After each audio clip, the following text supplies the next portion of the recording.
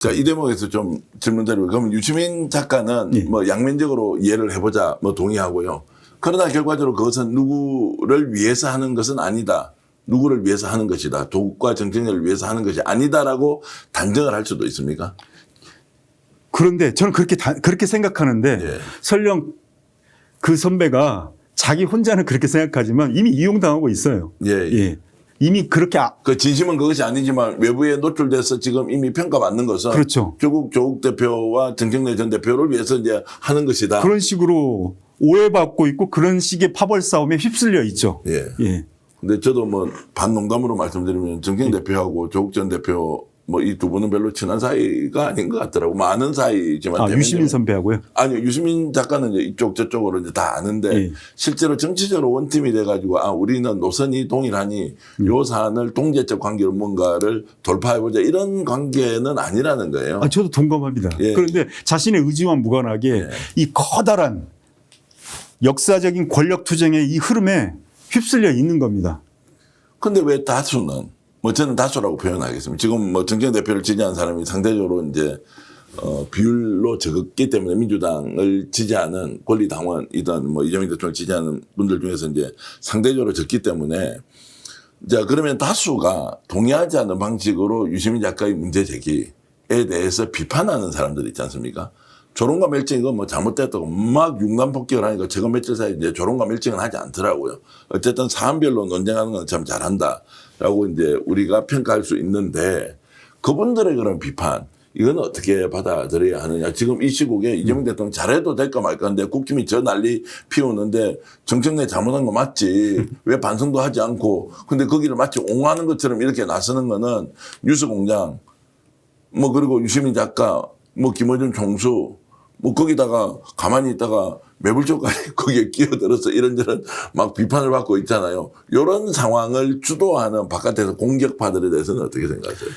그들의 공격도 일면 일리가 있죠. 예. 자, 왜 그러냐면 이재명 대통령이 얼마 전에 그 호남 지역에 대한 그 반도체 예. 산업단지의 그 투자 3대 메가 프로젝트 이제 예. 발표하면서 뭐 그렇죠. 정말로 대단한 발표였죠. 예. 정말로 너무나 중요한 사업적 성과를 냈던 거고 아주 정말 중대한 겁니다.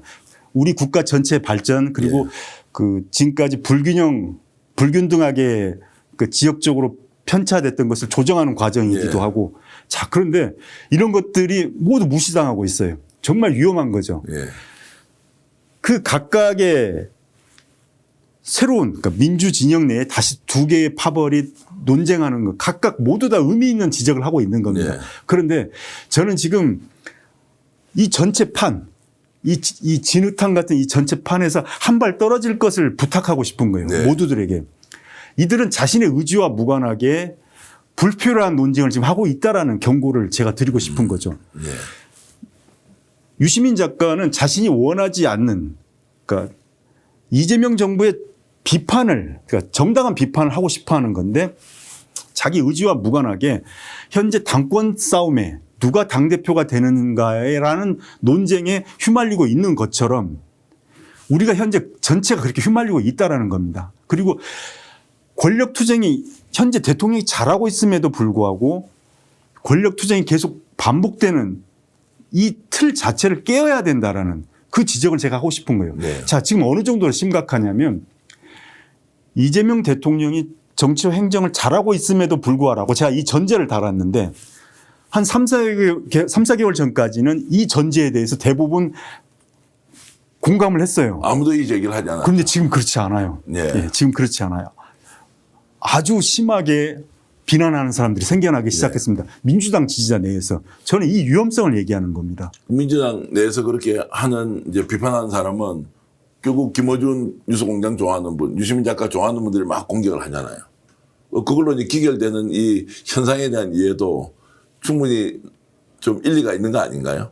그래서 좀 자제해야 된다. 좀 싸움하지 말고 통합 노선으로 가야 된다. 이렇게 얘기를 하는 거 아닌가요? 저는 이제 애초에 이 문제 자체에 대해서 새로운 해결책을 말씀드리고 싶은 겁니다. 그러니까 여기에 빠져버리면 허우적대다가 벗어날 수 없는 거죠. 제가 이제 이 글에서도 이제 그런 얘기를 썼었는데 그 사르토리가 그러니까 정당과 정치 체계라는 아마 정치학과 출신들은 아마도 첫 시간에 대부분 예. 그 보는 책들입니다. 그런데 여기에 아주 재밌는 말이 있어요. 한번 제가 읽어볼게요. 예.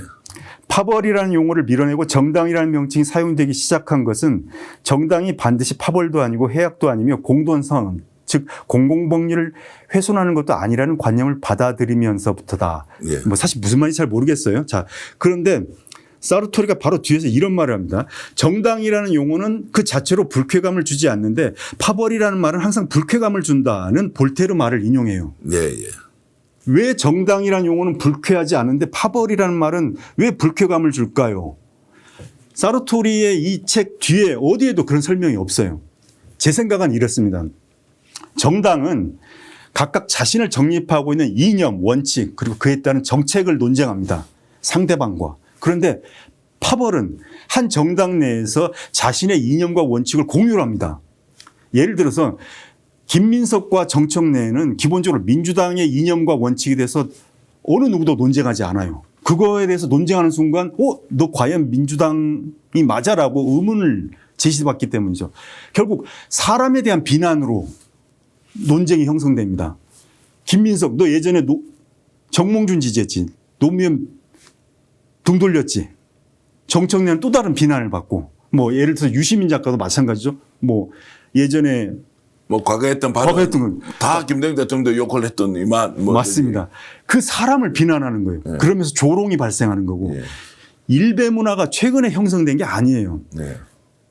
사람이 논쟁의 대상이 되면 정책이 아니라 우리가 논쟁을 할 때 토론을 할 때 정책을 대상으로 논쟁을 하면 이렇게 감정적으로 휩싸이지 않아요. 사람이 논쟁의 대상이 되면 나 그 사람 싫어. 그 XX는 쓰레기야. 이런 식의 비난이 생길 수밖에 없는 거죠. 즉 결국 파벌은 항상 지저분하고 더러운 논쟁, 더러운 싸움에 휘말릴 수밖에 없는 거죠. 왜냐하면 그 대상이 사람이기 때문이라는 거죠. 네. 즉 우리는 어떤 사람을 뽑을 것인가의 문제에서 좀 더 나아가서 어떤 정책이 옳은가로 토론의 대상을 바꿔야 된다는 거죠. 제가 이전에도 저의 책 민주주의는 어떻게 이루어지는가라는 문제를 제기할 때 사람을 뽑는 것은 민주주의가 아니다라고 제가 지적했습니다. 네. 사람을 뽑는 것은 공화주의고 정책을 선택하는 것이 민주주의다. 스위스에서는 어떤 정책, 어떤 법을 발의할 것인가를 투표의 대상으로 삼고 그에 대해서 찬반 투표를 합니다. 사람이 아니고. 사람은 국회의원을 뽑을 때만 사람을 뽑는 거고 사람을 뽑는 것은 공화주의고 정책을 논쟁하는 게 민주주의인 거죠. 우리는 사람을 뽑는 걸 민주주의라고 착각하기 때문에 매번 사람에 대해서 논쟁하게 되는 거죠. 그런데 사람을 논쟁하는 순간 조롱과 비난이 형성될 수밖에 없는 겁니다.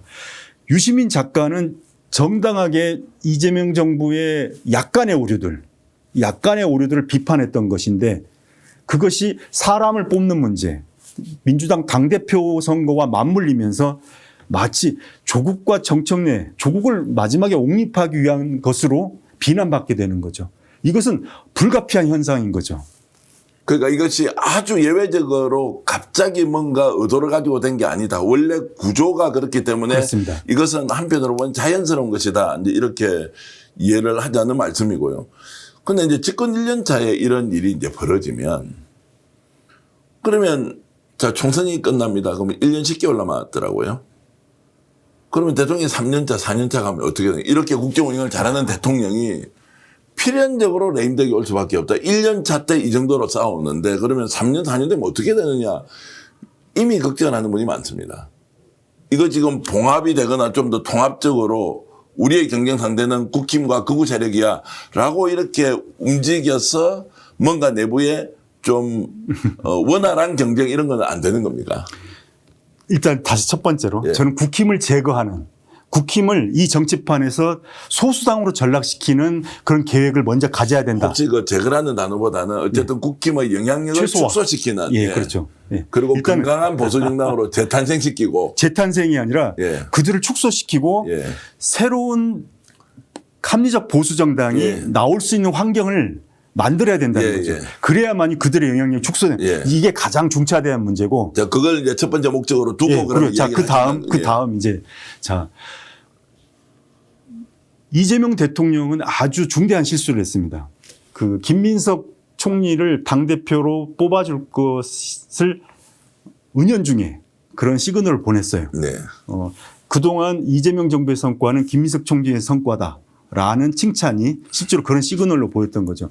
이게 왜 위험하냐면 자, 이런 상태에서 정청래 전 대표가 당대표가 되면 이제 곧바로 레임덕이 시작됩니다. 네. 이건 마치 문재인 정부 당시에 이재명 경기지사의 지지율이 높아졌던 것과 마찬가지입니다. 자, 그러면 김민석 전 총리가 당대표가 되면 레임덕이 지연될까요? 아닙니다. 이제는 새로운 공식적 후계자가 탄생한 거예요. 차기 대권주자가 탄생한 겁니다. 네. 이거는 마치 윤석열 대통령 하에 한동훈이 비상대책위원장으로 당대표가 된 것과 마찬가지 구조입니다. 윤석열은 한동훈을 적극적으로 지지해서 비상대책위원장으로 세웠어요. 그런데 한동훈의 영향력이 강해지자 한동훈을 억누르려고 했어요. 네. 그런데 억누를수록 새로운 후계자의 영향력은 더 커집니다. 너무나 당연해요. 윤석열의 임기는 5년으로 정해져 있고 차기 대권 주자는 한동훈이기 때문인 거죠. 이제 점점 그 뒤로 줄을 서기 시작했고요. 그런데 그러면 이재명 대통령은 어떻게 했어야 될까? 무엇을 선택해도 레임덕의 시계는 시작됩니다. 그건 대통령제가 그런 구조를 갖고 있기 때문이에요. 5년이라는 임기 제한 때문이죠. 자, 그러면 이건 8년제, 4년 중임제로 바꾸면 나아질까? 아니에요. 8년이 되면 다시 8년 뒤에, 그러니까 2기 정부 시작 때부터 레임덕이 시작됩니다. 그런데 또 구조적으로 당권과 대통령의 권한이 분리되어 있기 때문에 그러니까 대통령이 당에 개입할 수 없기 때문에 당권을 가진 자가 차기 총선권을 가집니다. 그러니까 총선에 대한 공천권. 그 공천권 자체가 대통령에 대한 위협이 되는 거죠. 자, 아까 사례를 들었죠. 의원 내각제에서는 수상이 당대표를 겸임해요. 그러니까 당권이 휘둘리지 않아요. 권력투쟁이 없는 거죠. 따라서 정치를 그리고 행정을 잘하면 새로운 권력투쟁에 휘말리지 않는 거예요. 그래서 4년 동안 정치를 잘할 수 있는 거죠. 그래서 4년 후에 새로운 총선을 눈앞에 두고 있을 때 그때 본격적으로 당권 싸움이 시작되는 겁니다. 그런데 대통령제는 당선이 되자마자 정치를 잘해도 권력투쟁이 시작되는 거죠. 당무 개입에 대한 문제는 지금 이재명만이 문제가 아니에요. 이재명 대통령이 김민석 총리를 지지하는 표현을 한 것에 대해서 벌써 당무 개입이라는 표현이 나왔습니다. 그거는 이제 범죄 프레임을 지금 만들어서 이제 공격하는 거 아니에요? 그리고 그 당무 개입은 이미 윤석열도 있었고 그리고 박근혜도 있었고 또 그것이 범죄라는 판결까지도 있습니다. 아주 이 프레임은 아주 위험한 거죠. 결국 근본적인 이 판의 구조, 대통령제라는 기본적인 틀 자체가 이 권력투쟁, 이 파벌 싸움을 끊임없이 재현시키는 그 기본 틀이라는 겁니다. 이걸 깨트리지 않으면 아무리 정치와 행정을 잘하는 대통령도 파벌 싸움에 휩쓸리고 비효율적인 권력투쟁에 모든 국민들이 휩쓸릴 수밖에 없다라는 거죠. 여러분 고맙습니다. 감사합니다. 스픽스 이렇게 애청해 주셔서 큰 힘이 됩니다. 항상 여러분들의 격려, 응원 잊지 않겠습니다. 스픽스 구독, 좋아요로 더욱더 저희들에게 힘을 주십시오. 스픽스 구독, 좋아요.